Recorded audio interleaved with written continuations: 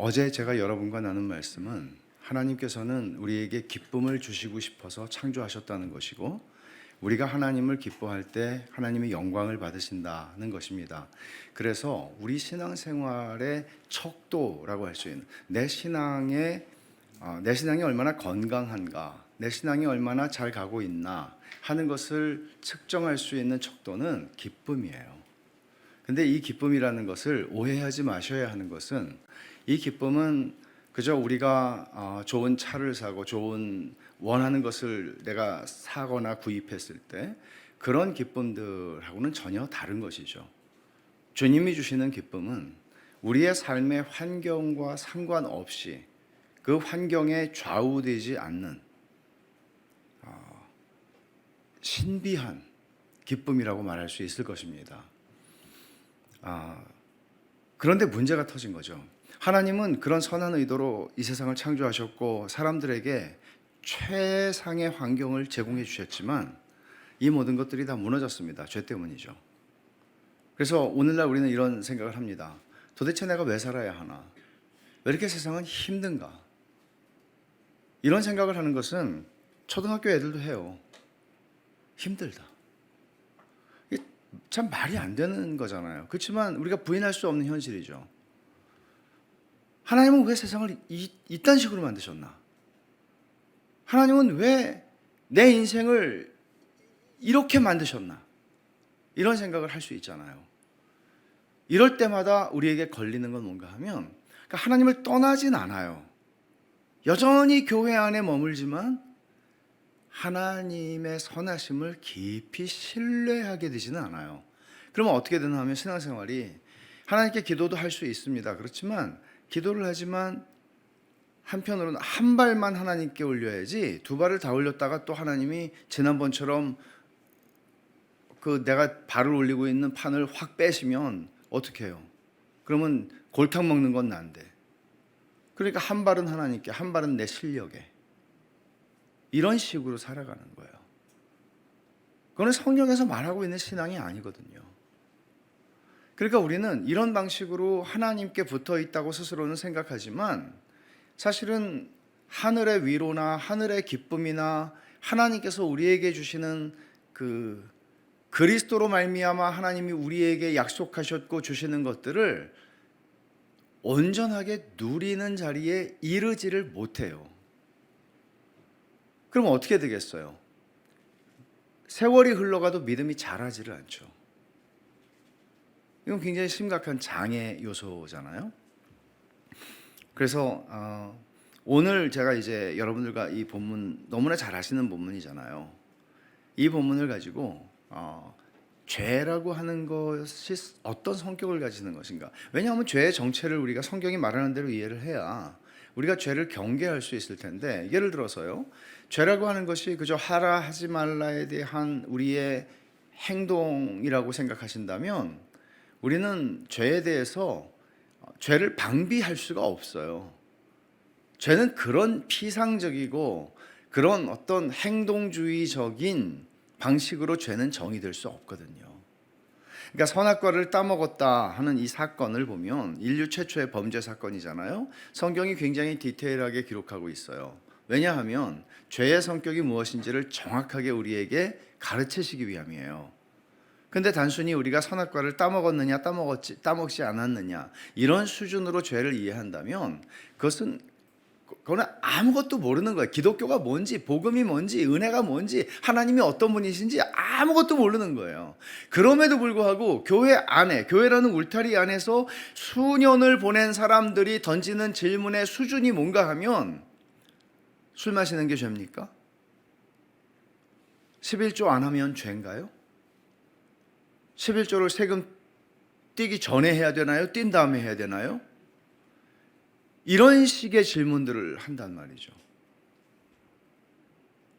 되게 유치한 거잖아요. 찔리시는 분들도 계실 수 있겠는데, 전 여러분을 모르니까 편하게 말씀을 드릴 수 있어요. 찔리시는 분들은 그렇게 하지 마세요. 그 수준에 머무르시면 안 돼요. 초등학교 때 그럴 수 있어요. 담배 피는 게 죄입니까? 제가 중학교 2학년 때 담배를 한번 펴봤거든요. 궁금해가지고 아 근데 이거는 체질이 아니구나. 그리고 이제 막 그 부모님한테 안 들키려고 담배 냄새 빼느라고 방에서 혼났던 적이 있어요. 갑자기 생각이 왜 나는지 모르겠는데 원고에 없는 건데 이렇게 자백하는 마음으로. 근데 이스라엘 백성들이 그런 방식으로 죄를 이해했다는 사실이죠. 그러니까 이스라엘 백성들은 성경에 나오는 모세 율법에 나오는 내용들을 더 디테일하게 접근을 했어요. 그러니까 예를 들어서 안식일에 일하지 말라고 그랬으니까 일하지 않는 건 어디까지가 일하는 것이고 어디까지가 일하지 않는 것일까, 이런 구분을 하기 시작한 거죠. 그러니까 예를 들어서 안식일에 1km 이상을 걸어가면 그건 일이고 1km 미만이면은 그건 일이 아니야, 이런 식으로. 또는 뭔가를 들고 갈 때 그것이 몇 그램 이상이면 일이고 몇 그램 미만이면 일이 아니야, 이런 식으로 나눴단 말이죠. 그러니까 되게 저는 미국에서 좀 살았던 적이 있는데요. 그 유대인들이 되게 많은 지역이었어요. 그러니까 예를 들면 유대인의 명절, 성경에서 우리가 알고 있는 명절들 있죠. 그런 게 공휴일인 경우도 있어요. 근데 유대인들을 이렇게 자세히 제가 가까이서 지켜보면 이웃들 가운데 유대인도 있긴 했는데 회당이 있잖아요. 그러면 이 사람들은 회당 주변에 모여 살아야 되잖아요. 왜냐하면 1km 이상을, 그러니까 운전하고 가면 그거는 일이잖아요. 안식일에. 그러면 1km 안에 살아야 되잖아요. 회당 주변에. 근데 이 사람들이 이렇게 지나가다 보면은 토요일 날 저녁에 차를 회당 1km 정도의 주택가에다 대고 그러고 걸어가는 거예요. 그러니까 눈 가리고 아웅이잖아요. 그러니까 율법주의라고 하는 것은 이런 방식으로 우리 자신을 기만하게 만들 수밖에 없어요. 결국 죄를 행동으로 이해하게 된다면 우리는 율법주의의 포로가 되지 않을 길이 없습니다. 예를 들어서 율법주의라는 이런 거죠. 내가 지키면 의로워지고요, 지키지 못하면 좀 찌그러지는 거죠. 그러면 내가 지키면, 몇 가지를 지키면 지키지 못하는 사람을 향해서 판단하게 되죠. 그러니까 이런 방식으로는 신앙은 절대로 자라지 않거든요. 로마서 7장에 보면 율법주의적 행위를 바울 사도는 영적 간음이라고 말해요. 그러니까 이게 무서운 게요. 그러니까 도덕적으로 부패하고 도덕적으로 나쁘게 하는 행동만이 신앙의 적이 아니에요. 되게 올바르게 하고 있어요. 반듯하게 살아요. 도덕적 기준이 되게 높아요. 근데 그게 신앙의 적이 될 수 있다는 사실을 아세요? 그럼 그렇게 하지 않으려면 어떻게 해야 되죠?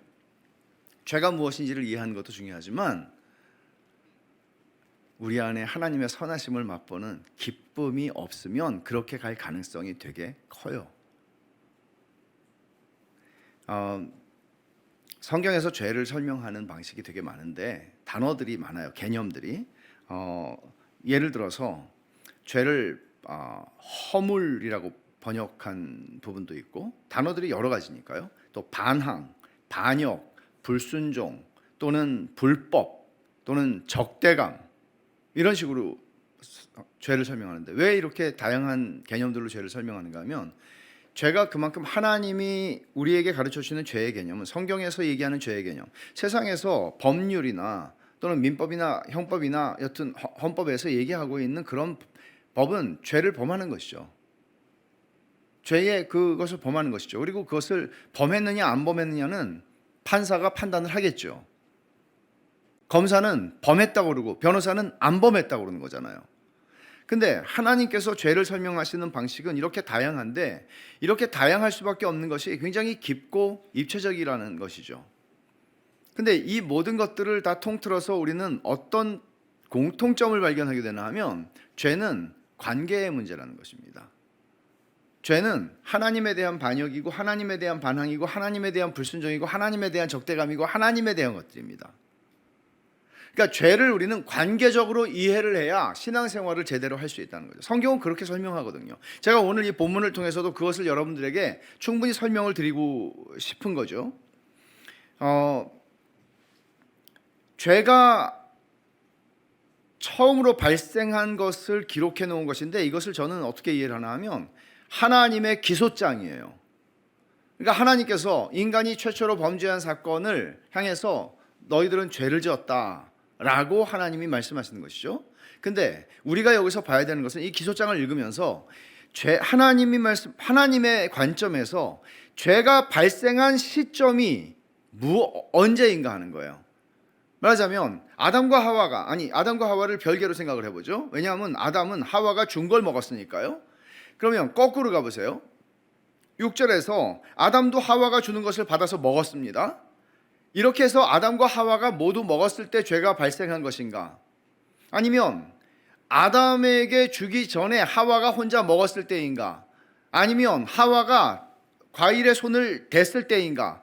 꺾었을 때인가? 한 입을 베어 물었을 때인가? 베어 문 게 다시 개어낼 수 없도록 식도를 타고 들어갔을 때인가? 이렇게 사실 디테일하게 우리는 생각을 할 필요가 있어요. 제가 이렇게 여러분들에게 묻는 것은, 여러분이 생각을 해보십시오. 이 본문을 통해서 하나님께서 어떤 이야기를 하시고 싶어 하시는가? 이게 지금 누구에게 이 창세기 3장을 제일 먼저 읽은 사람들이 누굴까요? 광야에 있는 이스라엘 백성이었습니다. 이제 그들은 광야를 지나 가나안 땅, 하나님께서 과거의 족장들 아브라함과 이삭과 야곱에게 약속하신 그 땅으로 430년 만에 들어가는 거잖아요. 근데 그들에게 정말 중요한 건 뭔가 하면, 이제는 하나님의 율법이 주어졌습니다. 모세를 통해서. 그리고 그들은 이제 하나님의 언약 백성으로서 하나님의 법 아래서 살아가는 존재들이 된 거죠. 거룩한 백성이라고 그러셨잖아요. 그러면 어떻게 우리는 거룩한 삶을 살아갈 것인가? 그럼 하나님이 제일 먼저 가르쳐 주시는 게 죄의 문제를 가르쳐 주시는 거잖아요. 그러니까 이스라엘 백성들이 광야에서 얼마나 많이 반복해서 하나님을 대적한 일들이 있었습니까? 하나님을 시험하는 일들이 있었습니까? 이 모든 것들을 이 상황들을 생각하면서, 그리고 저와 여러분이 살아가고 있는 이 광야 같은 세상에서 우리가 살아가고 있는 삶의 자리에서 우리는 동일하게 생각할 수 있죠. 어떻게 할 때 죄가 발생하는가? 내가 어떤 행위를 할 때인가? 근데 사실은 성경은 그 이전을 얘기하거든요. 본문은. 이 본문에 보면 뱀과 여자가 대화를 하는 내용인데, 이 뱀과 여자가 대화를 하는 내용 속에서는 굉장한 왜곡이 있습니다. 진리에 대한 왜곡이에요. 하나님의 말씀에 대한 왜곡이에요. 한편으로는 축소함으로써 왜곡하고요, 한편으로는 과장함으로써 왜곡합니다. 그러면 이 대화를 한번 직접 보겠습니다. 3장 1절에 뱀이 여자에게 묻습니다. 1절 하반절입니다. 하나님이 참으로 너희에게 동산 모든 나무의 열매를 먹지 말라 하시더냐? 라고 묻습니다. 지능적으로 던져진 질문입니다. 이미 지능적이라는 것이 하나님이 지으신 들짐승 중에 가장 간교하다고 지금 얘기를 하잖아요. 뱀은 지금 단순한 어떤 사실에 대해서 묻는 것 아닙니다. 굉장히 지능적으로 하와의 마음을 움직이는 이런 거죠. 저는 재판하는 자리에 가본 적이 한 번도 없습니다만은 상상할 수 있잖아요. 법정 드라마나 어떤 이런 것들을 보면 검사가 질문하는 것이나 증인에게 혹은 피고인에게 묻는, 또는 변호사가 묻는 이런 질문들을 보면 굉장히 지능적인 질문들이잖아요. 근데 이 뱀이 지금 그런 방식으로 지금 접근하고 있다는 사실이죠. 그럼 어떤 방식으로 접근하는지 한번 보세요. 이 뱀의 말은 하나님을 왜곡하고 있습니다. 그러니까 자꾸를 하나님이 하신 말씀을 그 워딩을 그대로 쓰지 않고 조금 꼬았다, 이런 차원의 문제가 아니라, 뱀이 가지고 있는 것은 하나님을 하와가 왜곡하여 보도록 지금 유도하고 있다는 것이죠. 하나님에 대한 관점을 흐리고 있는 거예요. 말하자면 하나님을 오해하도록, 하나님의 선하심에 대해서 의심하도록. 어떻게 그렇게 하는지 한번 보세요. 뱀이 한 말과 참으로 너희에게 동산 모든 나무의 열매를 먹지 말라 하시더냐? 자, 하나님 뭐라고 그러셨는지 한번 2장으로 한번 가보세요. 2장 16절을 보시면 여호와 하나님이 그 사람에게, 아담이죠, 하와에게 말씀하신 건 물론 아니에요. 아담에게 말씀하셨고 그 다음에 하와를 창조하셨습니다. 그리고 아담은 하나님이 자기에게 에덴 동산 투어를 시켜주시면서 이제 에덴 동산 오리엔테이션 다 받았어요. 그리고 하와에게 이제는 다 가르쳐 줬을 거예요. 하와, 여기 이 나무 보이죠? 이 나무에서 나오는 열매, 이거 선악을 알게 하는 나무라고 그러는데 이 나무의 열매를 먹으면 죽는다고 그러셨어요. 하나님께서 절대로 먹으면 안 돼요. 그렇게 하면 다 얘기를 해줬을 거예요. 분명히 얘기를 해줬을 거예요. 하와가 그걸 알고 있습니다. 대화하는 걸 보면. 근데 그 사람에게, 아담에게 명하여 이르실 때 뭐라고 그러셨어요? 동산 각종 나무의 열매는 네가 임의로 먹되 그랬죠. 이 말이 뭐예요? 동산 각종이란 말 뭐죠? 모든이란 말이잖아요. 동산의 모든 나무의 열매를 네가 임의로라는 말은 무슨 뜻이에요? 마음대로 먹으라는 거예요. 그러면 하나님이 무슨 아침에는 이게 많지 않아. 아침에 한 알만 먹어. 2개 먹으면 죽어. 점심 때 2알. 저녁 때는 다시 한 알. 1, 2, 1. 이 법칙을 잊지 말아라. 어기면 죽는다. 하나님 그렇게 말씀하지 않았어요. 하나님은 굉장히 관대하세요. 왜냐하면 하나님은 자원이 무한하시니까요. 하나님 관대하세요. 여러분, 하나님은 인색하다고 혹시라도 여기십니까? 왜 헌금에 대한 원리가 있잖아요. 고린도후서 8장, 9장, 10장으로 가면 거기 헌금에 대한 원리들을 얘기하는데 하나님이 인색하게 내지 말라고 그러시잖아요. 제가 몇 년 전에 은혜와 돈이라는 책을 썼거든요. 그랬더니 그 돈과 헌금에 대한 그 강의 요청이 또 좀 많이 있어가지고 그 돈에 대해서 말할 때가 많거든요.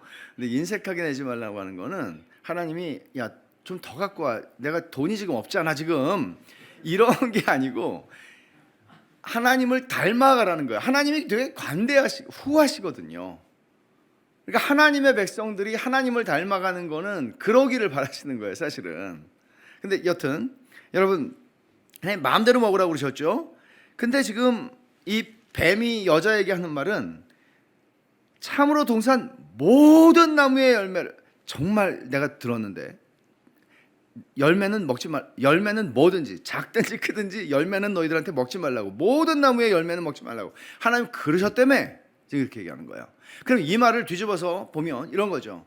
야, 하나님께서 이렇게 맛있는 열매들이 이렇게 많은데 너희들한테는 땅바닥에 풀만 뜯어 먹으라고 그랬지?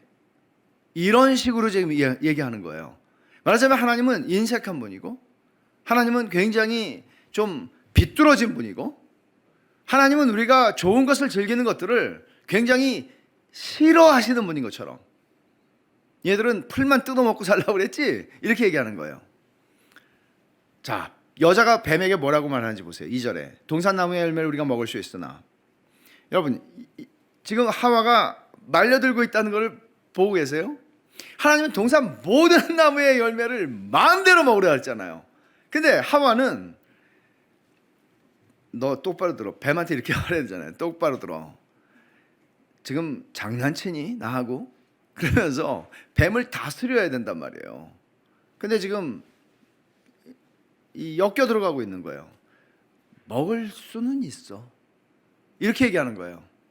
먹을 수는 있어. 하나님은 마음대로 먹으라고 그랬는데 모든 것을 먹을 수는 있어. 그 다음에 뭐라고 그러는지 보세요. 동산 중앙에 있는 나무 열매는 하나님의 말씀에 너희는 먹지도 말고 만지지도 말라 너희가 죽을까 하노라. 자, 이 말이 어떤 방식으로, 어떻게 하와의 마음속에서 어떤 방식으로 뭐가 일어나고 있는지를 보여주는 것이거든요.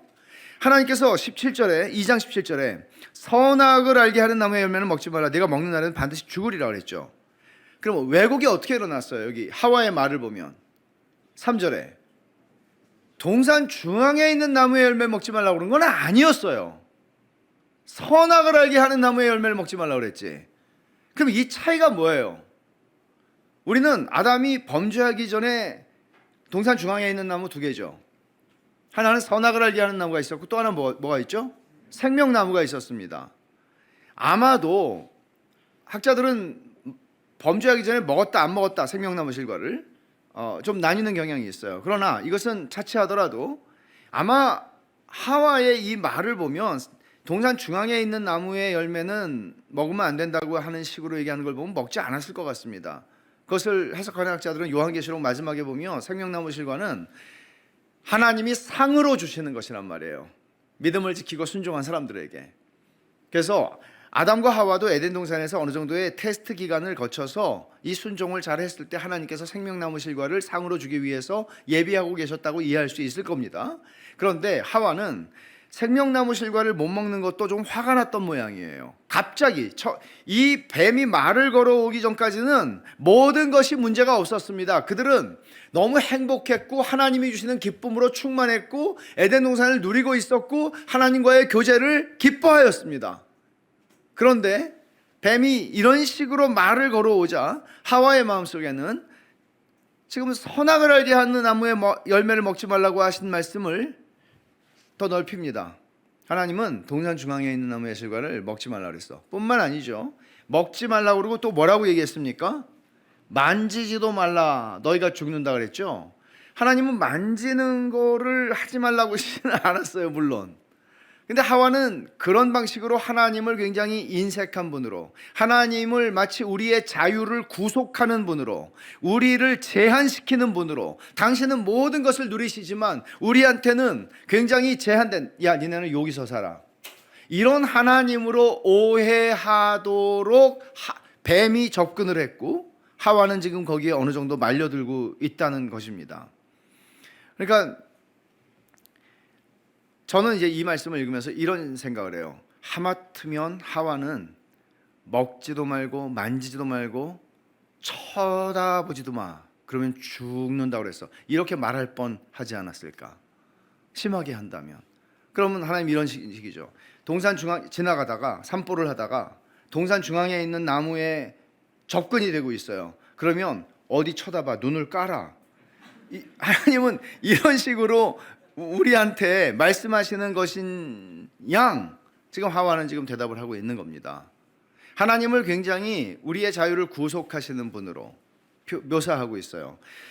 이 정도 되니까 뱀은 이제는 어느 정도 승기를 잡았다고 판단을 합니다.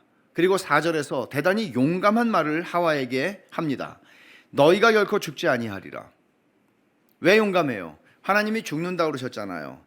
근데 하나님하고 완전히 대적하는 말을 지금 선언하고 있는 거잖아요. 안 죽어. 절대로 안 죽어. 하나님의 그러니까 진리를 완전히 부정하는 거잖아요.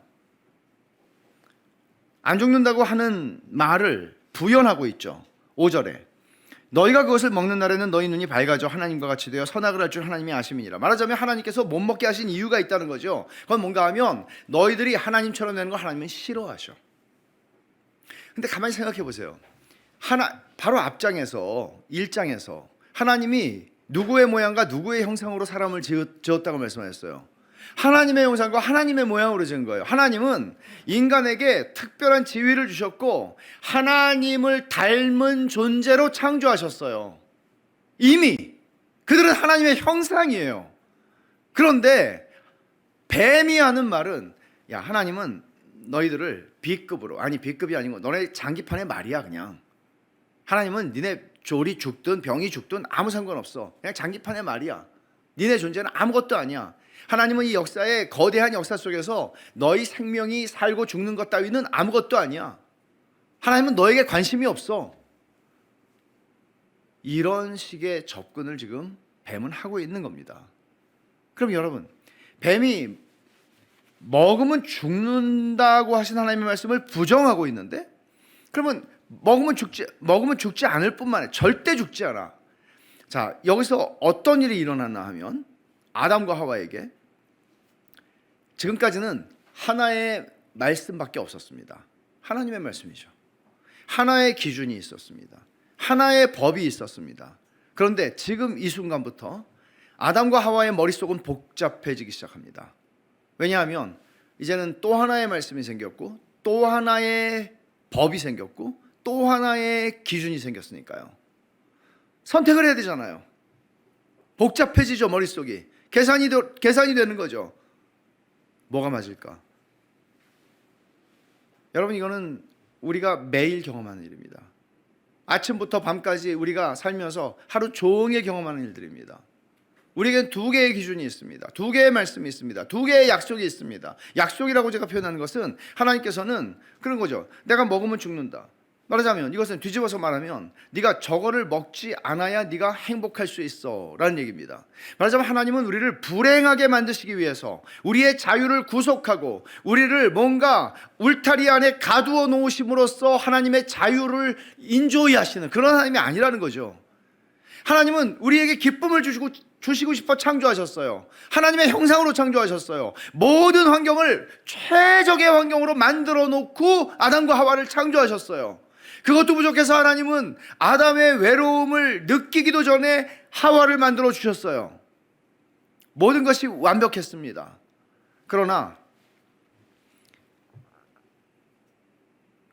뱀은 하와의 마음속에 이런 하나님께서 우리들을 굉장히 제한된 어떤 존재로 만드셨다고 느끼도록 지금 접근을 했고 성공을 한 겁니다. 하나님의 의도를 의심하게 만든 거예요. 의도를. 이게 지금까지 저와 여러분들 말하자면 에덴 동산에서 범죄한 아담과 하와의 후손으로 태어난, 에덴 동산 바깥에서 태어난 가시와 엉겅퀴가 무성한 세상을, 인생을 살아가는 모든 사람들에게 주어져 있는 유전인자예요. 죄성이에요. 이게 죄성은 근본적으로 하나님을 의심하게 만드는 것이고 오해하게 만드는 겁니다. 이게 죄성의 뿌리입니다. 그러니까 아담과 하와가 범죄하게 되는 것은, 자, 이 두 가지 계명이 있어요. 두 가지 말씀이 있어요. 그러면 여러분 이제 죄라고 하는 행동을 할 겁니다. 그 행동이 뭐죠? 따 먹고 남편에게도 주어서 남편도 먹었다입니다. 그러나 죄라는 행동이 일어났죠. 그러나 그 죄라는 행동이 일어나기 전에 먼저 일어난 게 있습니다. 그거는 뭔가 하면 믿음의 선택이에요. 오늘 제목이 죄와 믿음이죠. 믿음의 선택이에요. 두 개의 말씀이 있고 두 개의 약속이 있어요. 뱀의 약속은 먹으면 하나님처럼 될 수 있어요. 약속이죠. 하나님의 말씀은 먹지 않아야 행복할 수 있어요. 먹을 것인가 말 것인가. 결국 먹었죠. 먹기 전에 하와는 어떤 결정을 한 건가 하면 뱀이 주는 약속, 뱀의 말씀도 아니죠. 뱀의 말을 믿기로 결정한 겁니다. 믿음이 먼저 작동한 거예요. 그러니까 성경에서 엄밀하게 성경에서 죄의 개념의 반대편에 있는 개념이 뭔가 하면, 반대말이 뭔가 하면 믿음이에요. 죄의 반대말은 믿음이에요. 죄는 사탄의 말을 믿는 것이 죄입니다. 그럼 여러분, 여러분이 무엇을 믿느냐 하는 것이 여러분의 삶에 영향을 줍니다. 그렇지 않아요? 여러분이 하나님의 말씀과 하나님의 약속을 믿는다면 여러분들은 그 말씀에 영향을 받아서 순종하거나 그 말씀을 믿기 때문에요. 믿지 않는 걸 순종 못합니다. 믿지 않는 걸 순종하는 게 율법주의입니다. 여러분 이거를 하나님의 모든 명령은요 믿음을 전제로 하는 순종을 요구하거든요. 예를 들어서요, 십계명을 한번 보세요. 십계명은 다 명령이죠. 그러나 하나님의 모든 명령에는 약속이 주어져 있는 것도 있지만 명시적으로 주어져 있지 않는 게 있어요. 그럼 예를 들어서 십계명에서 너는 나 외엔 다른 신을 내게 두지 말라, 명령이에요. 그럼 여기 어떤 약속이 이 안에 함의되어 있는 것일까요? 내가 너를 완전하게 책임지는 하나님이야. 너는 다른 신들을, 네가 부자가 되기 위해서 바알을 섬길 필요가 없고 자녀들을 낳기 위해서 바알에게로 갈 필요가 없어. 내가 너의 모든 필요를 채워주는 충분한 하나님이야. 이 약속이 있는 거예요. 그걸 믿으면 하나님 외에 다른 신을 둘 필요가 없죠. 근데 안 믿으면 둬야죠. 도둑질하지 말라는 말씀이 있죠. 십계명에. 여기 무슨 약속이 있는 걸까요? 필요하면 아버지한테 달라고 해라. 너 남의 거 이렇게 하지 마. 이게 부모들이 자녀들을 기를 때 너 아무리 탐나도 친구 거 이렇게 살짝 하면 안 돼. 그것까지 뭐 가르쳐야 되겠나 싶지만 필요한 게 있으면 아빠한테 말해, 엄마한테 말해. 그러잖아요. 그러면 아빠 말을 믿으면 그렇게 안 하겠죠. 근데 우리 엄마 아빠는 거짓말만 해.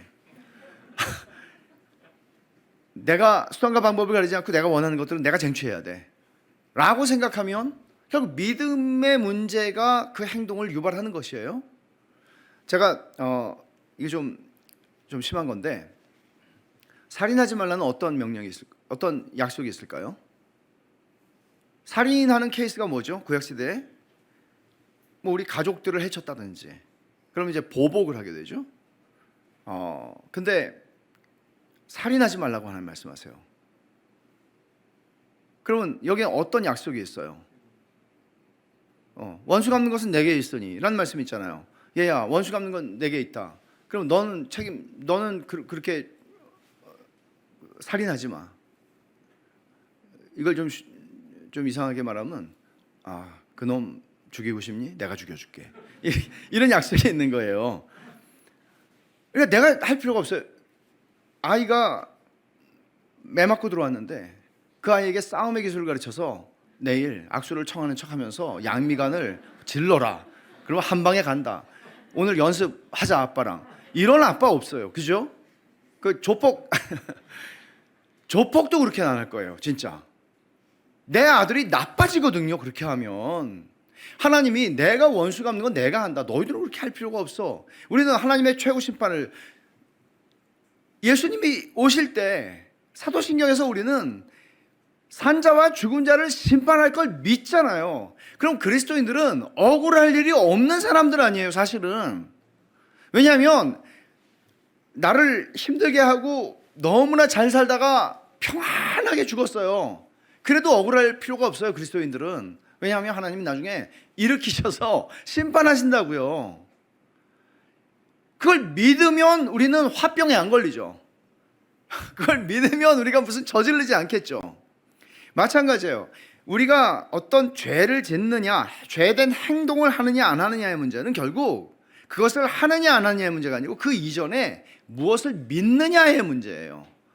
마귀의 말을 믿을 것인가, 하나님의 말씀을 믿을 것인가. 그러면 여러분, 어떤 하나님의 말씀을 읽고 열심히 묵상하고 배우고 좋아요. 근데 그 말씀을 그렇게 하는 행동들 자체가 훌륭한 것이 아니라 왜 그걸 해요? 이 말씀을 통해서 하나님이 이 말씀을 통해 우리에게 은혜를 주시는 은혜의 수단으로 주셨고, 이 말씀을 우리가 읽고 의미를 깨닫고 알 때 우리가 이것을 통해서 하나님을 신뢰하기 때문이죠. 하나님의 말씀을 믿기 때문이죠. 그 말씀이 내 삶에 영향을 주는 거잖아요. 이게 정말 중요한 것이잖아요. 내가 얼마나 성경을 많이 읽었다가 아니고요, 내가 얼마나 매일매일 하나님 말씀을 묵상하고 빠지지 않고 그 말씀을 읽는다가 아니고요, 그 말씀이 여러분의 삶에 어떤 영향을 주나 하는 거예요. 정말 성경이 여러분들이 이 세상에서 배운 세상의 법칙이 아니라 하나님 말씀이 여러분에게 영향을 주냐고요. 슬프게도 하와에게는 영향이 없었습니다. 그래서 따먹은 겁니다. 뭘 하느냐 안 하느냐의 문제가 아니에요. 하나님을 안 믿은 거예요. 하나님의 말씀을 안 믿은 거예요. 근데 하나님의 말씀과 하나님의 인격은 분리되지 않아요. 여러분 누군가가 여러분 이렇게 말할 수 있어요? 나는 이 사람의 인격을 믿어. 그렇지만 이 사람의 말은 믿지 않아. 불가능합니다. 그런 일은 일어날 수 없습니다. 그 인격과 그 말은 같이 가는 거거든요. 우리 하나님을 믿는다고 하는 것은 하나님이 주시는 하나님의 모든 말씀을 믿는 것입니다. 그럼 그 말씀이 우리에게 영향을 주죠. 일상의 삶 속에 영향을 주는 거죠. 주일날 영향을 주는 게 아니라 일상의 삶에 영향을 주다 보면 하나님은 그 말씀으로 우리를, 예수님이 기도하신 것처럼 아버지여 진리로 저희를 거룩하게 하옵소서. 아버지의 말씀은 진리니이다. 그 말씀이 우리를 하나님의 사람으로 형성해 가는 거예요. 우리의 인품과 성품과 우리의 이런 사람 됨됨이가 하나님을 닮아가게 만드시는 겁니다. 이것은 믿음으로 되는 일이죠. 우리는 겉으로 나타나는 행위, 이 사람이 얼마나 순종을 했는가 하는 것을 볼지 모르지만 하나님이 인정해 주시는 행위는, 순종은 믿음으로 하나님을 신뢰하고 그 말씀을 믿기 때문에 순종하는 것입니다. 왜냐하면 그게 아니면 율법주의로 가거든요. 여러분, 결국 6절에 보면 여자가 그 나무를 본즉 먹음직도 하고 보암직도 하고, 그러니까 이 뱀의 말을 듣고 보니까 먹음직도 하고 보암직도 하고 지혜롭게 할 만큼 탐스럽기도 한 나무인지라 여자가 그 열매를 따먹고. 그러니까 이 앞에 6절의 앞부분에서 얘기한 이 탐스럽기도 한 이 부분이 결국은 뱀의 말을 믿은 것을 보여주는 것이고, 그 다음엔 따먹습니다. 그리고 자기와 함께 있는 남편에게도 줍니다. 그도 먹은지라. 자기와 함께 있는 남편은 갑자기 어디 출장 갔다가 갑자기 등장해서 먹은 게 아니고요, 자기와 함께 있는 남편에게 주었다는 얘기는 뱀과의 대화 속에 있을 때 아담이 계속해서 여기 있었다는 것을 보여주는 시제를 히브리어는 쓰고 있습니다. 그러니까 어디 갔다 온 게 아니고 계속 옆에 있었어요. 이게 남자의 이 비겁한 침묵은 여기서 시작이 되는 거죠. 말했어야죠. 하와, 내가 얘기했잖아요. 야, 뱀, 확 꺼져.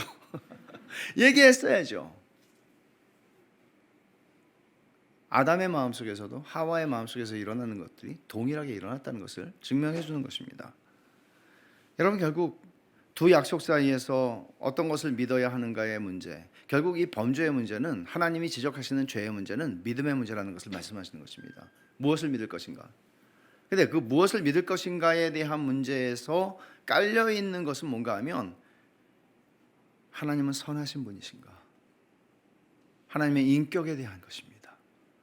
하나님은 선하신 분인가? 내가 신뢰할 만큼, 내가 내 인생을 완전히 하나님께 걸어도 될 만큼 하나님은 선하신 분이라는 것을 내가 신뢰할 수 있는가 하는 문제입니다.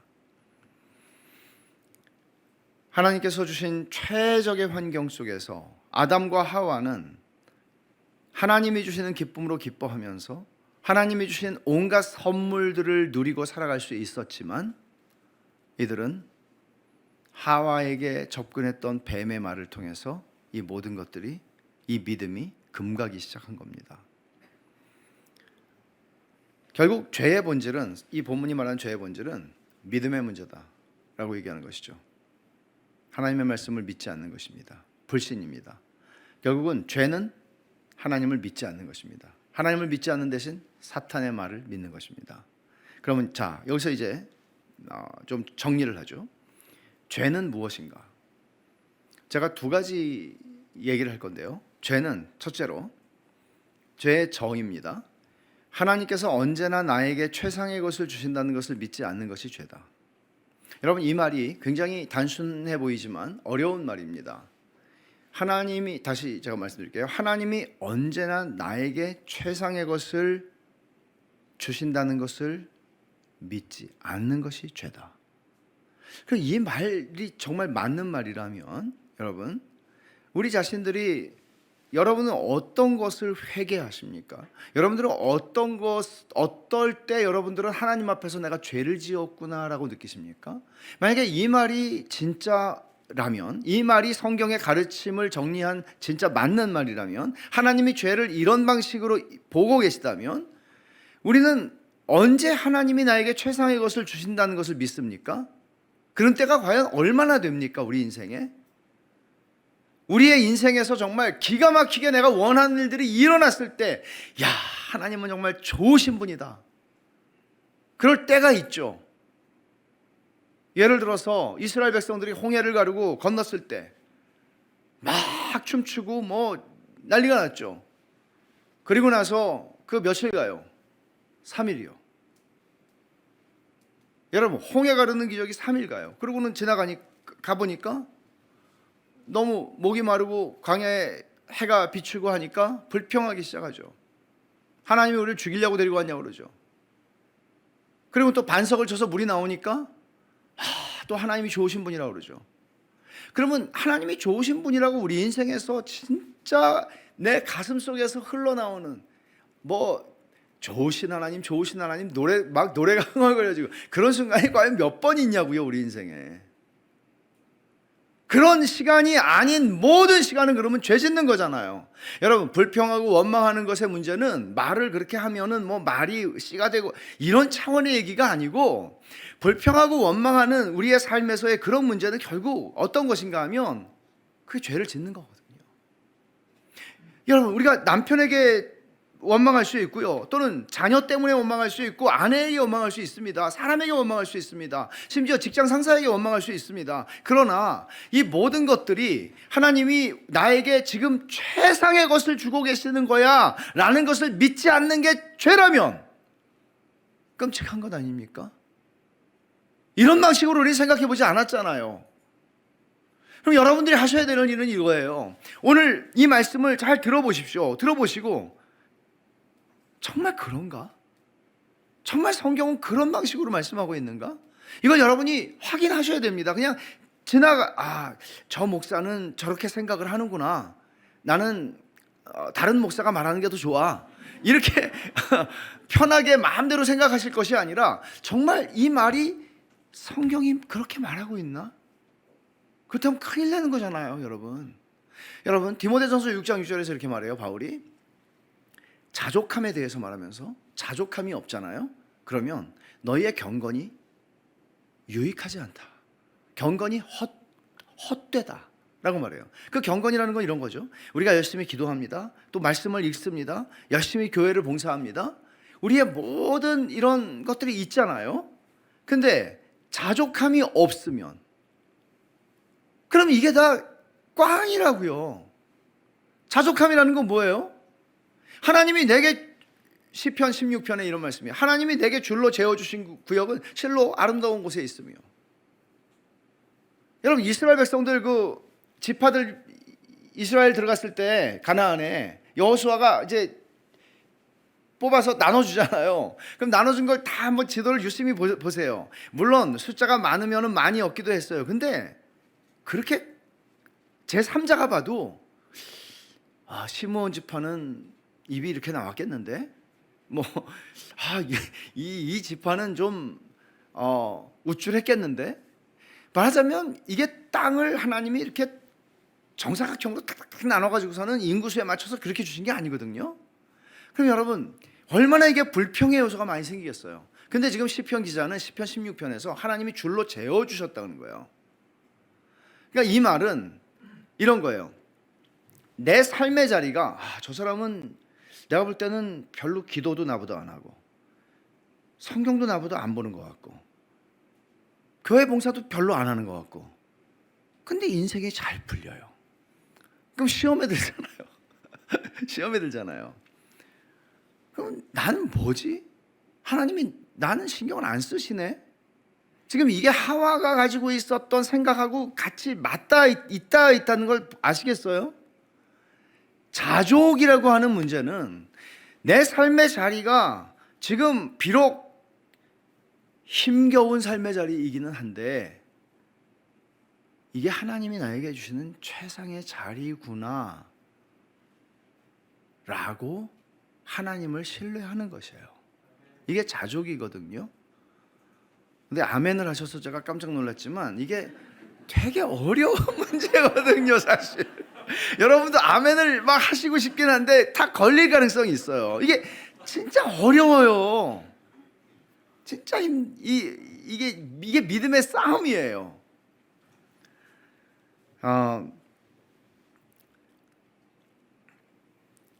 보혜사 성령이 오시면 죄와 의와 심판에 대해서 책망하실 것이다, 그렇게 말하셨는데, 죄는 너희가 세상이 나를 믿지 아니하며, 그렇게 말씀해요. 그러니까 죄를 믿지 않는 것이라고 설명하시거든요, 예수님도. 그러니까 성령께서 우리의 죄를 지적하실 때 하와가 넘어졌던 바로 그 대목, 하나님에 대한 신뢰 없음, 이게 죄라는 사실, 이 죄의 본질이에요, 성경이 말하는. 그럼 여러분, 우린 이런 식으로 생각할 수 있잖아요. 왜 하나님은 믿음으로 우리를 의롭다 하시고 행위로 구원하시지 않고, 행위로 구원하면 되게 좋다고 생각할 수도 있지만, 그럼 우리 구원 못 받겠죠. 그러니까 우리 이런 거잖아요. 내가 주님을 위해서 봉사하고 섬기고 했으면 나는 좀 다른 사람보다 더 상을 좀 받아야 된다고 우리 생각하지 않습니까? 와, 하나님이 어떻게 저 인간도 구원하시나, 저건 좀 아니지 않나, 이러지. 다른 교회를 가야 되나, 다른 교회 가봐야 또 저 사람도 또 천국에서 만나면 어떡하지, 이런 걱정을 할 수도 있는데, 하나님이 왜 믿음을 그렇게 중요하게 여기실까? 여러분, 우리가 하나님을 가장 욕되게 할 수 있는 방법은요,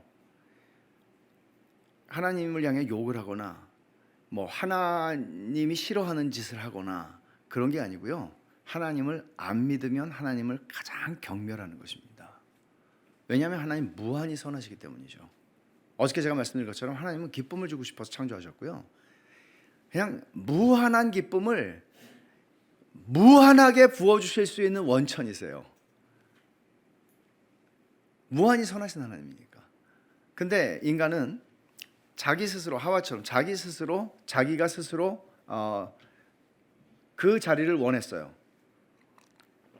지혜롭게 되고 지혜롭게 할 만큼 맛있고 우리를 행복하게 해줄 것이라는 약속이, 이걸 먹으면 뭔가 이루어질 것 같은, 평생 우리는 이 싸움을 하면서 합니다. 이게 믿음의 싸움입니다. 오늘도 그렇고 하루도 그런 싸움이 없는 날은 없습니다. 자족을 향한 싸움입니다.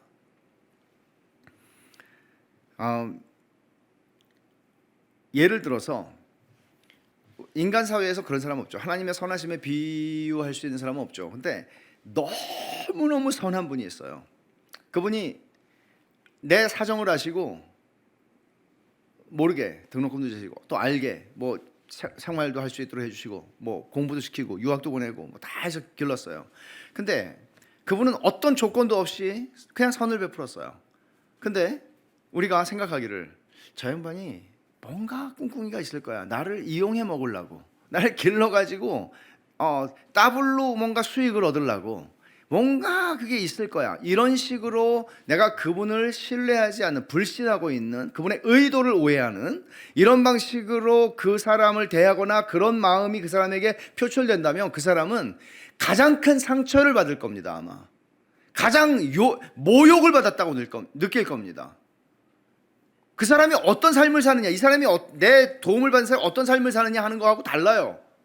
실망할 수 있겠죠. 그러나 그 의도를, 선한 의도를 오해하는 것처럼 선함을 베풀어 준 사람을 욕되게 하는 건 없습니다.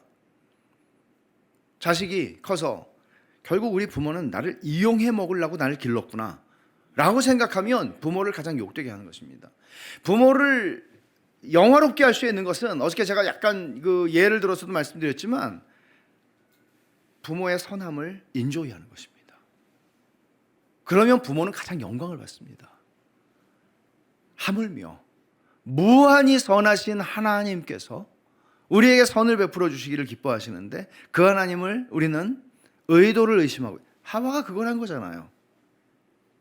우리는 매일 이런 싸움 속에 던져집니다. 그래서 불신이라고 하는 것은, 하나님을 신뢰하지 않는 것은, 하나님의 선하심을 신뢰하지 않는 것은 하나님의 창조 목적과 동기를 깡그리 무시하는 행위입니다.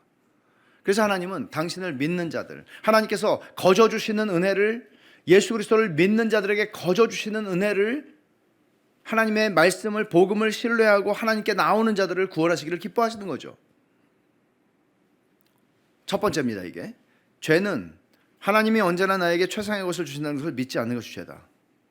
여러분 잘 생각해 보세요, 이 말을. 두 번째, 죄는 영적인 독립선언입니다.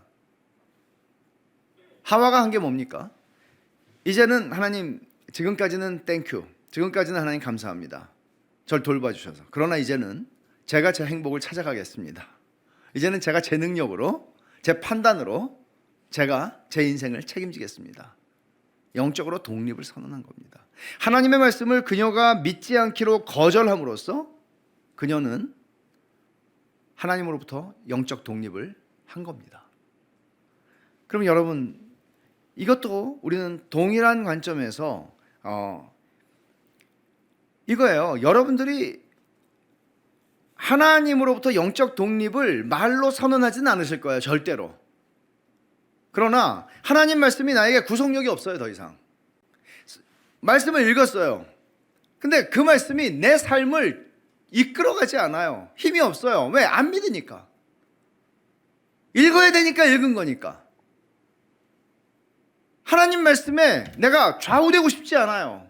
내가 원하는 게 있거든요. 근데 하나님이 이걸 싫어하시는 걸 약간 느껴요. 내가 원하는 방법이 있거든요. 근데 하나님이 별로 이걸 기뻐하시지 않는 걸 느껴요. 그러면 우리는 내 방식대로 하죠. 내가 원하는 걸 내가 얻어내려고 하죠. 그런 식으로 살아가요. 같이 이거는 다시 올 수 없는 교회잖아. 놓칠 수 없지. 우리가 자녀를 기르면서도 그런 일이 얼마나 많이 일어납니까? 가치의 충돌이죠. 하나님의 말씀과 이 세상의 법칙의 충돌이죠. 이 싸움 속에서 우리 매일 살아가잖아요.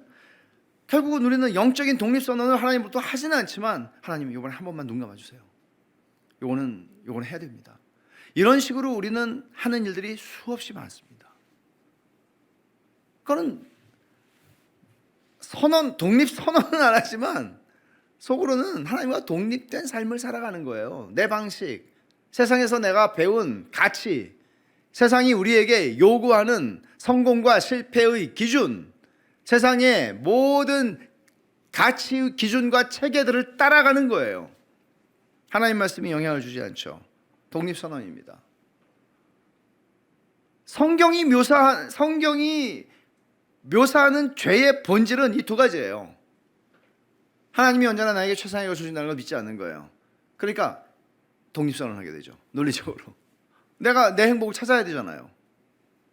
하나님만 믿고 살 수는 없잖아요. 하나님 믿었다가는 저 사람처럼 될까봐, 욥처럼. 그런 생각이 있단 말이에요. 그럼 여러분 이걸 성경을 통해서 제가 잠깐 볼게요. 찾지 않으셔도 되는데 마태복음 19장에 보면 19장 16절부터 22절에 우리가 잘 아는 부자 청년의 사례가 나와요. 부자 청년이 예수님에게 달려옵니다. 그리고는 묻죠. 내가 무슨 선한 일을 하여야 영생을 얻으리까? 라고 물어요. 그러니까 예수님이 네가 생명에 들어가려면 계명을 지켜라. 그렇게 말씀하시죠. 그러니까 이 청년이 마치 기다렸다는 듯이 대답합니다. 내가 어려서부터 계명을 다 지켰다고. 지금 이 사람이 죄에 대해서 접근하고 있는 방식이 뭔지 아시겠어요? 행동으로 그렇게 했다는 얘기를 하는 거예요. 어려서부터 부모한테 배웠고 그걸 그대로 해왔다는 거죠. 그리고 이 청년이 그래요. 그래도 부족한 게 있습니까? 이렇게 물어봐요. 그러니까 예수님께서 말씀하시죠. 네가 온전하고자 할진대 가서 네 소유를 다 팔아 가난한 자들을 주라. 그리하면 하늘에서 보화가 되게 있으리라. 그리고 와서 나를 쫓으라. 자, 여러분 이 말씀을 잘 보세요. 결론은 이렇게 됐어요. 청년은 재물이 많으므로 이 말씀을 듣고 근심하여 가니라. 여기서 죄가 어떤 방식으로 이 청년에게 나타나는지 한번 보세요. 예수님께서 네가 온전하고자 할진대 가서 네 소유를 다 팔아 가난한 자들을 주라. 명령이죠. 그리고 또 있어요. 명령이 나를 쫓으라. 약속이 있어요. 주님이 명시적으로 약속을 말씀하셨어요. 그리하면 하늘에서 보화가 내게 있으리라. 그러면 자, 이 사람은 계산합니다. 재산이 많은 사람이에요. 그리고 상당히 성공한 사람이에요. 젊어요. 그리고 누가복음에 보면 이 사람은 정치적으로도 성공한 사람이었어요. 그러니까 명예도 얻었고요, 권력도 얻었고요, 재물도 얻었고요. 종교적으로도 이 사람 성공한 사람이에요. 이만하면 예수님이 이 사람을 좀 잘 이렇게 구슬려서 받아주셨으면 이 예수님의 그 공동체가 경제적인 면에서나 여러 가지 면에서 굉장히 그 좋은 조건 속에서 활동할 수 있었을 거예요. 이런 사람 오면 이렇게 가더라도 또 따라 나가가지고 다시 또 얘기를 하고 싶은 그런 사람이거든요. 교회에서. 그래서 그런 사람이에요. 근데 주님이 이 사람을 잡질 않았어요. 주님이 하신 약속이 있잖아요. 네가 손해보는 게 아니야 이거는. 그리고 주님은 날 따르라고 말씀하셨어요. 이 사람이 이거 예수님이 제자들에게 하신 말씀이잖아요. 이 사람이 예수님을 그날 재산을 다 팔고 나눠주고 예수님을 따라왔다면 저는 이 사람의 어떤 이력을 볼 때 바울을 능가할 만한 주님의 제자가 됐을 가능성이 있는 사람이죠. 그래서 우리는 이 사람의 이름도 알 거예요. 그리고 목사님들이 사도 바울 하는 것 이상으로 무슨 이 사람 이름도 몰라요. 우리가 되게 아쉬운 사람이에요 진짜. 이때 주님의 말씀을 믿었더라면, 주님이 하시는 말씀을 가만히 생각해보고 이게 웬 떡이냐, 주님이 자기를 쫓아오라고 날 부르시지 않아. 그랬으면 이거는 굉장한 일이죠. 그렇지만 그는 근심하며 독립을 선언하고 갔습니다. 왜죠? 주님의 말씀 믿지 않았기 때문입니다. 약속을 믿지 않았기 때문입니다. 우리에게도 이런 일들이 늘 일어나는 것이에요.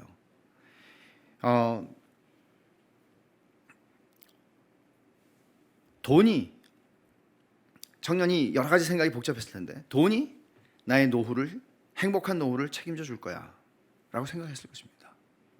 돈이 우리 아이들의 미래를 행복하게 만들어줄 수 있을 거야 라고 생각했을 것입니다.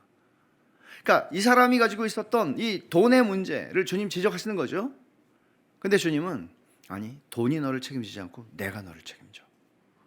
그렇게 지금 말씀하시는 거거든요. 굉장히 이 상황 자체는 극단적인 상황처럼 보이지만 실제로는 주님은 믿음의 문제를 요구하시는 거거든요. 믿음의 문제를요. 똑같아요. 우리들도 똑같아요. 고 부자 청년의 이야기가 나오기 바로 앞에 어린아이의 얘기가 나와요. 이게 놀랍죠. 이 두 이야기가 대조를 이루거든요. 그 어린아이의 이야기를 보면 주님께서 어린아이들을 용납하고 내게 오는 걸 금하지 말라. 천국이 이런 자의 것이니라고 말씀을 하셨어요. 그럼 천국이 어린아이들과 같은 자들의 것이라는 얘기는 그들이 천진난만하고 죄가 없기 때문이 아니죠. 죄인이니까. 그럼 주님이 그렇게 말씀하신 까닭은 뭔가 하면 어린아이의 어떤 특성 때문이에요. 그건 뭔가 하면 아이들은 부모에게 절대적으로 의존한다는 것입니다. 그래서 이 어린아이는 뭐 한 7살, 8살 된 그런 아이들은 아니에요. 더 어린 아이들이에요. 어떤 어린아이가 하면 이런 거예요. 이렇게 생각해 보세요. 우리 아이들이 이제 뭐 교회든 뭐 유치원이든 어린이집이든 하여간 어떤 상황에서 엄마가 어디 데리고 나갔든 막 놀아요. 재밌게 놀아요. 친구들하고. 그러다가 엄마를 한번 보죠. 엄마하고 눈이 마주치면 마음이 편안해져요. 엄마 여기 있구나. 엄마가 날 보고 있구나. 그리고 또 놀아요. 그리고 또 엄마를 봐요. 근데 엄마가 안 보여요. 갑자기 화장실 갔는지. 그럼 애들이 사색이 되죠. 무슨 얘기인지 아시겠죠? 그러면 막 놀던 모든 것을 제껴놓고 엄마를 찾아요. 울면서. 그러니까 아이들은 자기가 혼자 생존할 수 있다고 믿지 않아요.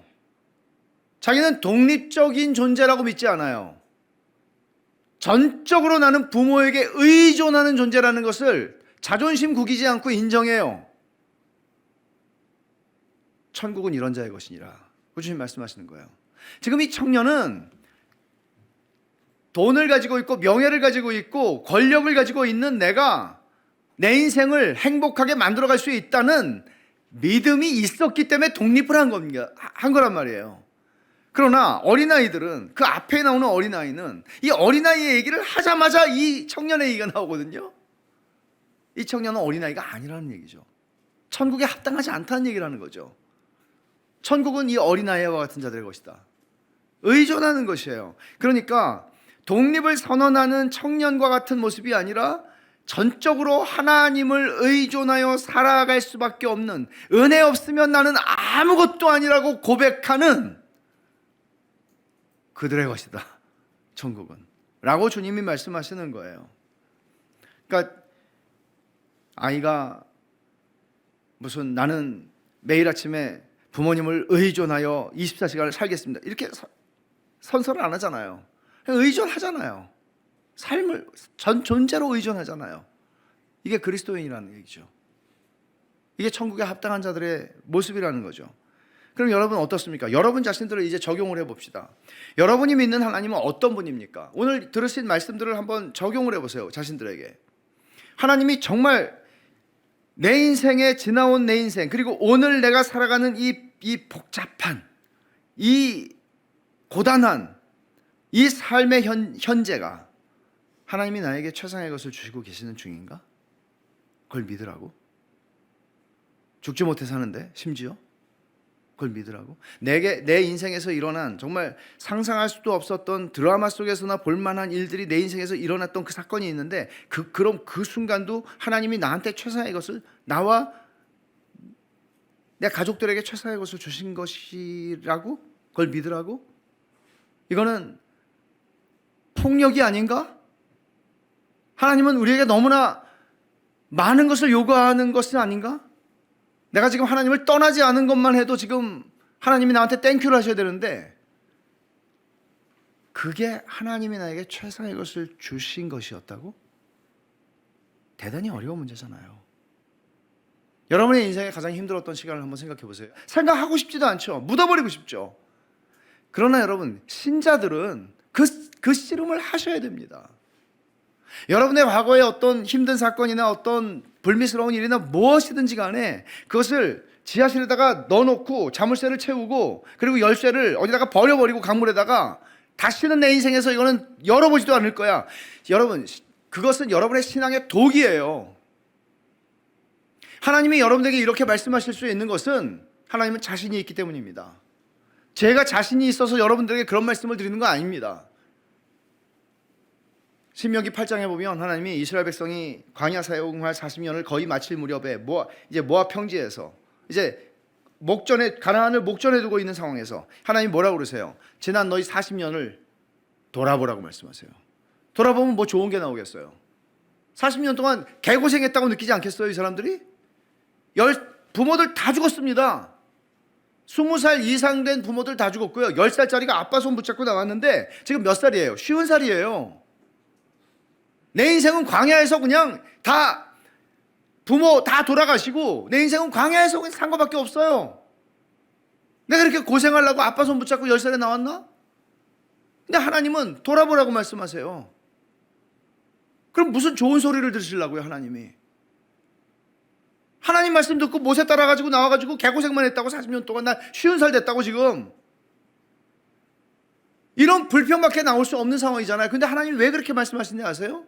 너희 40년을 돌아보면 내가 너희를 어떻게 40년 동안 돌보았는지, 너희들을 배고프지 않도록 만나로 먹였고, 너희들의 발이 부르트지 않도록 만들어 주었고, 너희들을 어떻게 내가 먹이고 마시고 너희들을 돌보아 주었는지를 하나님의 선하심을 이 광야의 삶 속에서 너희가 경험하고 그것을 알지 못한다면 너희가 생각할 때 가나안 들어가면은 모든 게 다 해결될 것이고, 가나안에서는 더 이상 광야에서 고생 같은 거 없을 것이고, 너희에게 좋은 땅이 주어지겠지만 적과 꿀이 흐르는, 그러나 너희가 지금 지난 40년 동안의 삶 속에서 선하신 하나님을 고백할 수 없다면 그 땅이 너희들에게 그것을 경험하게 하지 못해.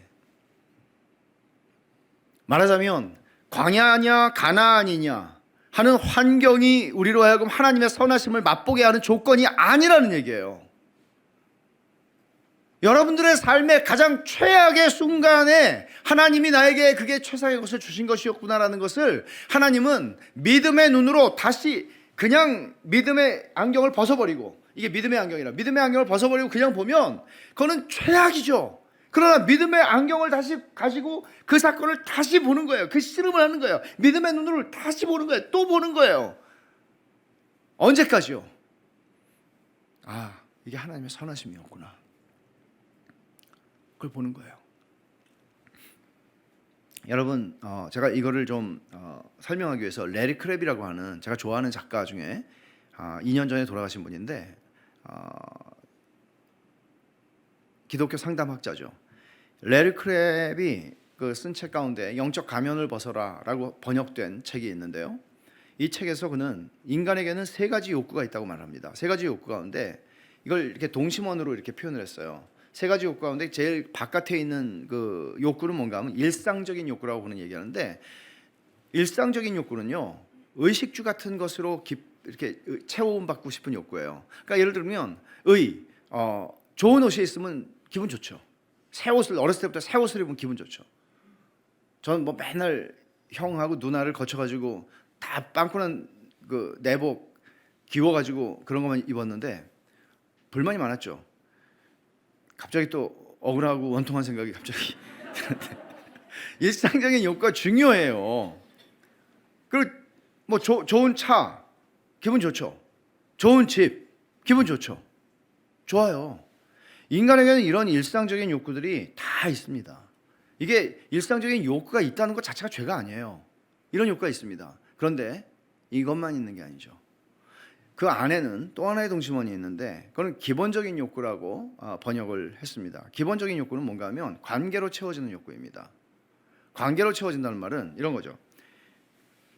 아무리 성공한 사람이고 아무리 경제적으로나 모든 면에서 사회적으로 성공했다 해도 집에 가면 집이 지옥 같은, 그냥 부부관계는 너무나 악화되어 있고 자식들은 너무나 말을 안 듣고 정말 집에 들어가기가 너무나 싫은, 그럼 이 사람 행복하지 않죠.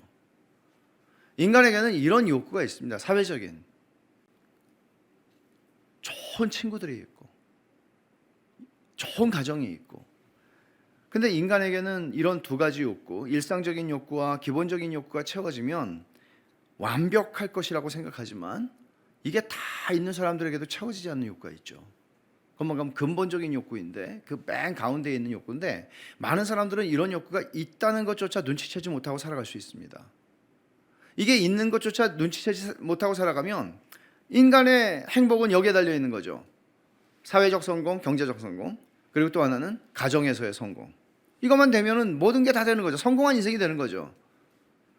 그러나 하나님은 우리의 가장 깊은 곳에 근본적인 욕구를 주셨는데, 그거는 하나님만 채워주실 수 있는 욕구입니다. 이 욕구를 하나님 주셨습니다. 그럼 여러분, 이런 욕구가 있다는 것조차도 생각하지 못하고 살아가던 사람들에게 하나님은 너는 그걸로 행복할 수 없어, 그걸 가르쳐 주시기 위해서 아무 문제가 없는 것 같은 일상적인 욕구에 약간 그걸 건드리십니다. 이 모든 게 다 우상이 될 수 있어요. 어저께 제가 여러분, 팀 켈러가 말하는 우상은 이거거든요. 정말 너무 잘 표현했죠. 난 이게 있어야 행복해. 난 이것 때문에 난 불행해. 이게 좀 없어졌으면 좋겠어. 그럼 여러분, 그게 우상이에요. 근데 우리의 인간의 행복을 결정하는 분은 하나님이시거든요. 우상을 섬기지 말라고 그랬지만 우리는 하나님한테 우상을 달라고 기도를 해요. 심지어 금식을 하며 기도를 해요. 하나님, 저는 이게 없으면 불행해서 못 살아요. 아시잖아요. 하나님, 저에게 이걸 주세요. 하나님도 좋고 다 좋은데 저는 이게 있어야 행복해요. 우상을 달라고 기도를 한다고요. 종종 그것은 우리의 사회적 성공의 문제이고, 종종 그것은 우리의 가정의 문제란 말이에요. 근데 그런 것들이 좀 삐그덕거리는 것들을 하나님은 허락하세요. 왜? 우리 안에 진짜가 있는, 우리 안에 가장 깊숙이 있는 근본적인 욕구를 일깨워 주시기 위해서요. 너는 그런 걸로 행복할 수 있는 존재가 아니야. 그게 우리에게 그런 하나님의 깨우침이 우리에게 올 때 우리는 그걸 고난이라고 여기는 거죠. 힘든 거죠. 많이 힘든 거죠. 그러나 그걸 통해서 우리는 시편 기자가 고백하는 것처럼 고난당한 것이 내게 유익이라, 이런 고백을 하게 되는 거예요. 고난당하기 전에 난 이걸 정말 몰랐어. 근데 고난당하고 나니까 하나님이 누군지를 알겠어. 이렇게 하나님은 우리를 고백하게 하세요.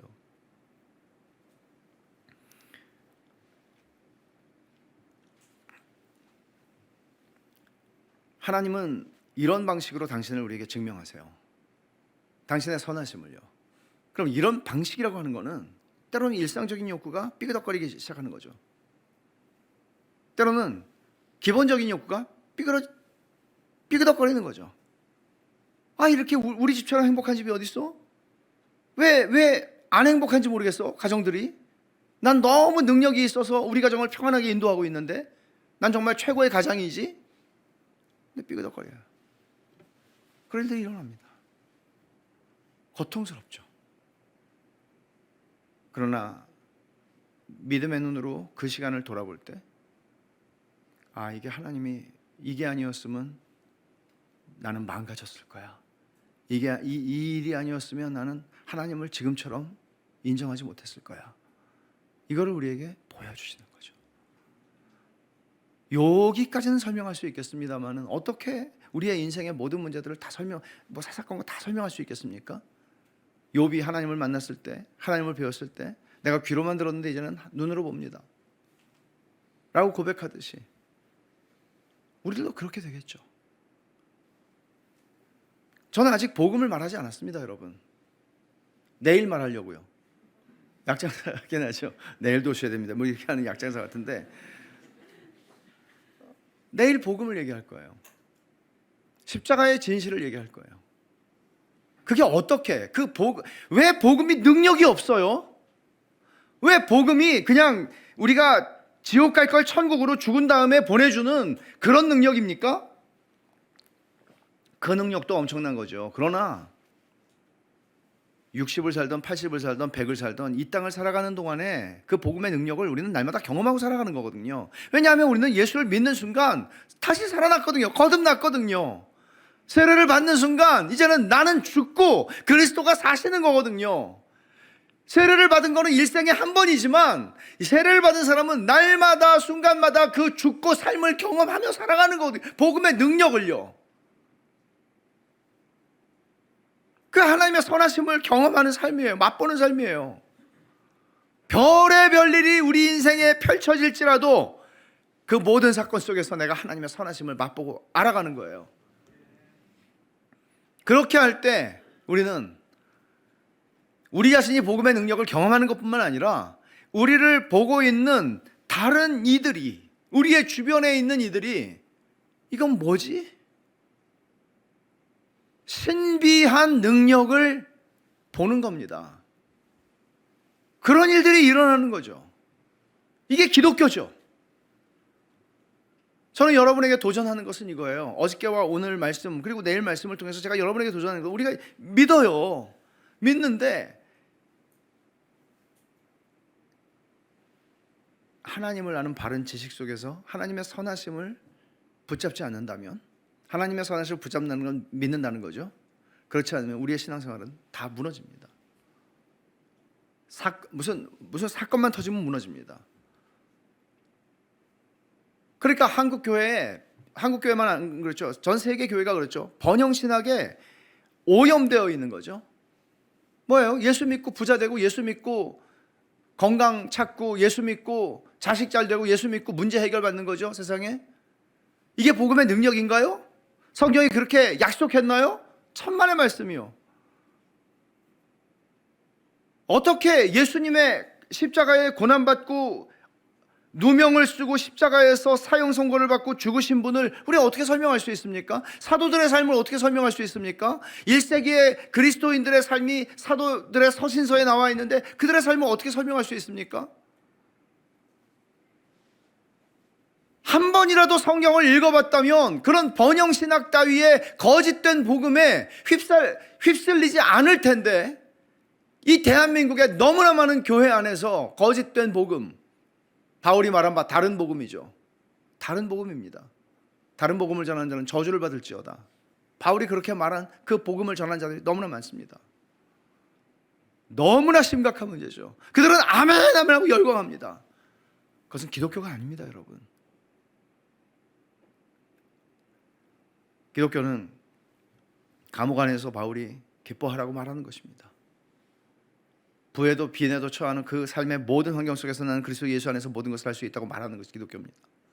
이제는 내가 사는 것이 아니요 내 안에 그리스도가 사는 것이라고 말하는 것입니다. 내 속에서 역사하시는 이의 능력을 따라 내가 힘을 다해 수고한다고 말합니다. 바울은 알았습니다. 자기 속에 계시는 분이 계시고 그분이 능력으로 역사하시는 것을 그는 알았고 경험하고 살아가는 거죠. 그거를 누구도 빼앗아갈 수가 없습니다. 로마의 황제라도. 이게 기독교입니다. 오늘 한국교회까지 갈 것도 없습니다. 여러분과 제가 이 기독교를, 진짜 기독교를 경험해야 합니다. 그럴 때 우리는 상상도 할 수 없었던, 우리가 그냥 생각도 할 수 없었던 그런 순종을 하나님 앞에 보이게 될 것입니다. 그분을 신뢰하기 때문이죠. 이걸 어떻게 이걸 순종하라고, 말도 안 돼 라고 했던 것을 우리는 주의 말씀이면 내 생명을 걸고 순종하는 자리에 가게 될 것입니다. 하나님께서 그런 은혜를 우리들에게 주시도록 같이 기도합시다.